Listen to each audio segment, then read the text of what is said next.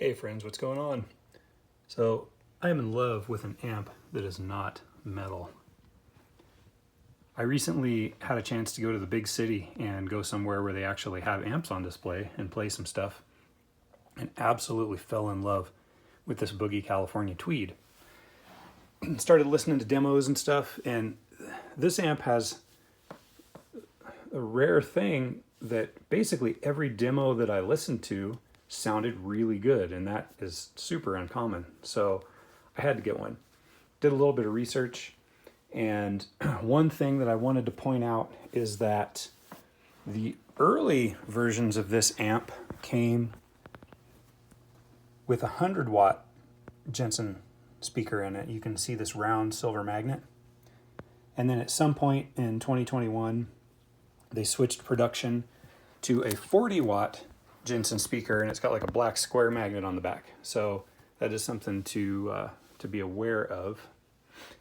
I did call around to find this one. I actually spent some time and called every single dealer in the country that I could find that had one in stock. And I found a handful of places that still had ones on the shelf with the 100-watt speaker, and I grabbed one of them. So there's only a couple left. Anyway, I love this thing. It's the tone out of single coil pickups is amazing. I don't like this thing for distorted sounds at all. I have plenty of other amps for that, but for cleans, for surf tones, for, Dire Straits type tones, just lush, thick reverb, tweed sounds, this thing is freaking amazing. So I'm just going to do a quick little recorded demo with a couple different guitars and let you guys check this thing out. Highly, highly recommended if you like clean tones. So thanks, guys. Later. All right, let's start out with this SSS Strat.